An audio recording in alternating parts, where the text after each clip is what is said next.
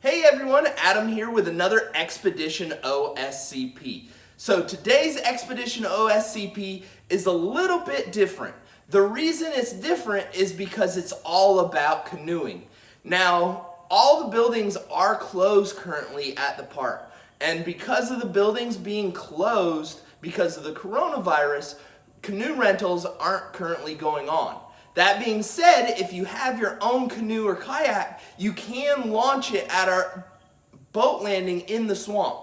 But this video is all about when the park finally does open up. This is something to look forward to. So this is all about canoeing Old Santee Canal Park. It walks you through the steps of renting a canoe and what you can expect once you're in a canoe. So we get a lot of questions about that, so just follow me and I'll explain everything you need to know about canoeing the park. So your first step in renting a canoe is to come to the front desk of the interpretive center and speak to a park attendant.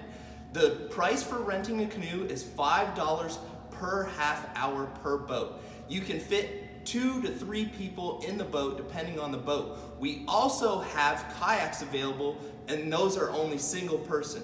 So when you come to the interpretive center front desk, in order to rent a canoe, you must give the park attendant $20 or your driver's license. That just makes sure that when we give you the equipment you need, you bring it back, or we know how to find it.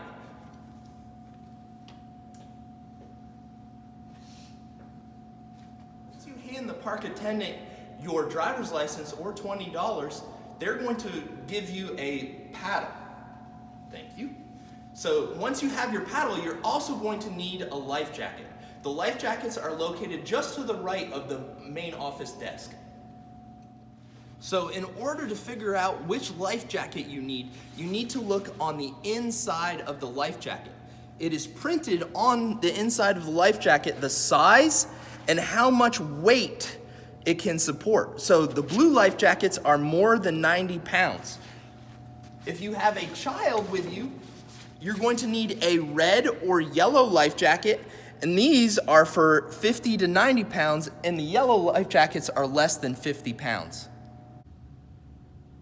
So in order to figure out which life jacket you need to look on the inside of the life jacket.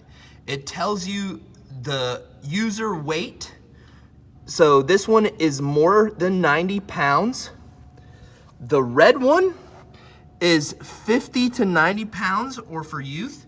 And then for child are the yellow life jackets, and that's for user weights 30 to 50 pounds. So make sure you grab the correct life jacket for your size. So once you have your life jacket securely fastened, you're going to go down to the canoes or kayaks. The easiest way to get down to the canoes or kayaks is to walk by this big live oak tree in the interpretive center. So for those of you who are new to canoeing or kayaking, the way you hold the paddle is you put one hand on top and one hand in the middle. If you're rowing on the right side, your boat is going to go to the left. So you're going to need to switch hands. So your right hand's going to go on top and the left hand is going to go in the middle. And then you paddle, your boat will eventually go to the right. Now, if you need to stop, you just stick your paddle in the water and hold it there. And if you need to go in reverse, you push instead of pull. And that's the basics of rowing. Very easy, anyone can do it. Now, where most people get in trouble is trying to get in and out of the canoes. But I'm going to teach you a simple way on how to do that. So the first thing you're going to want to do is make sure everything is secure in your pockets. Because if anything falls out of your pocket into the swamp, there's not a good chance that we're going to be able to get it out. So make sure everything in your pockets, whether it's a phone or your keys or even your sunglasses, are secure. You don't want them falling into the swamp. The next thing you're going to do is you're going to set the paddle down on the dock, and then you're going to step one foot in front of the seat, reach out, grab it, set the other foot in, and then just sit straight down, just like that. That is the easiest way to get in the canoe. So once you've gotten into the canoe and you backed away from the dock, you have now entered into Biggin Creek or Biggin Swamp. Now there's 3 characteristics that make a swamp a swamp. 1, water. It needs to have water, but it can be dry for a period of time, but it just has to stay wet long enough to support the soil. And then the plants.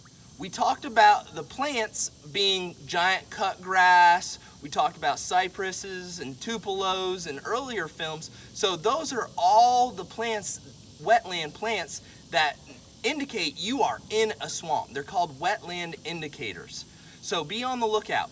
And just remember that giant cut grass is sharp and will cut you. So be careful not to drive your boat up into that grass, because it could end with a bad outcome.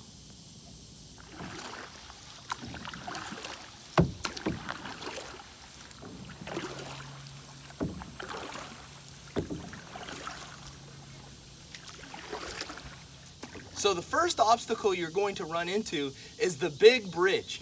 You're just going to go directly underneath it. There's plenty of room, you won't hit your head or nothing to worry about.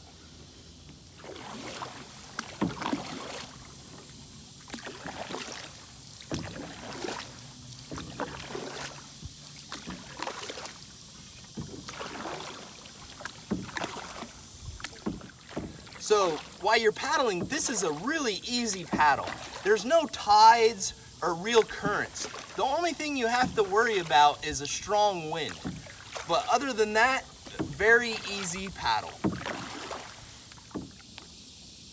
So a great thing about canoeing is you can get really close looks at the wading birds that call our park home, such as this great blue heron who's actively fishing in the shallows.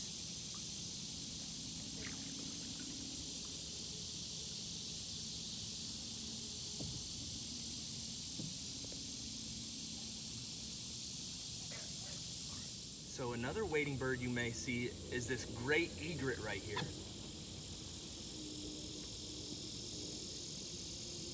So a lot of people think once the water starts to narrow down, that's the end of the canoe trail. But that is not the case. The canoe trail actually continues on much further back. You just have to get into this channel right here. So follow me as we take you through the channel. So while you're paddling in the channel, remember that slow is fast. It's better to take your time and go slow through here, so that way you're not bumping against things or running into spider webs or plants in the bank. Just take your time. And remember, you're out here to have fun and relax.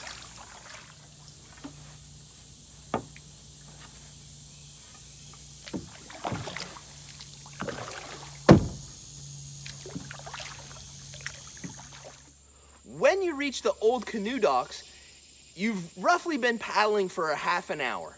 This is a great place to get out and stretch your legs and take a minute to relax. With that being said, please do not leave your paddles, life jackets, and canoes here at this dock. Please return them to where you found them.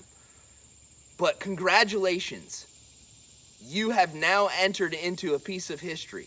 This is the very end of the Santee Canal, the original Santee Canal.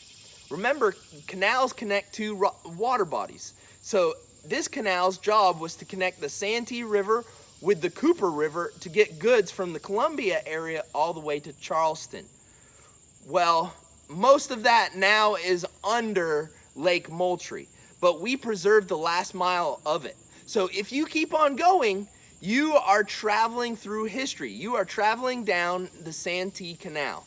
So keep your eyes and your ears open, because you never know what you're going to see on this trip. In the middle of the screen, you'll see those 2 eyes of an alligator.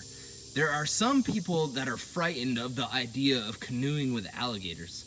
And I want to tell you that there is absolutely nothing to be scared of when it comes to alligators.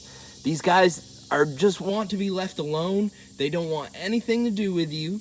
Most of the time, all they're going to do is either swim away or they're going to sink under the water. So you have absolutely nothing to worry about when it comes to canoeing with alligators. At the very end of the canoe trail, you'll find this sign that says 10 and this majestic bald cypress tree. This signifies the end of the canoe trail. You'll have to turn around at this point. It's taken me about an hour to get back here, so plan accordingly, because once you're back here, it's going to take you another hour back. There's only one way in and one way out. Just past this tree is a bridge, and you cannot cross this bridge. If you kept going and you did cross that bridge, you'll find it leads to the Tail Race Canal right by Gilligan's. So once you finish canoeing, what you're going to do is you're going to put your paddle down to get out. And the best way I found is just kind of roll out of the canoe. So that way you don't risk falling into the water. So just like that. So once you finish canoeing, you're going to come back to the front desk of the interpretive center and you're going to give the park attendant back your paddle. Thank you. In return, they're going to give you your driver's license or your $20 deposit back. Make sure you get this back because you don't want to leave it here. Now, what you're going to do is take your life jacket and put it back where you found it, and one of the park employees will disinfect it. So once you put up your life jacket, you're going to pay the attendant. And that concludes your canoe or kayak adventure at Old Santee Canal Park. And that concludes our Expedition OSCP for this week. Hopefully you enjoyed it. Hopefully you've learned something. Hopefully I'll see you again. Bye.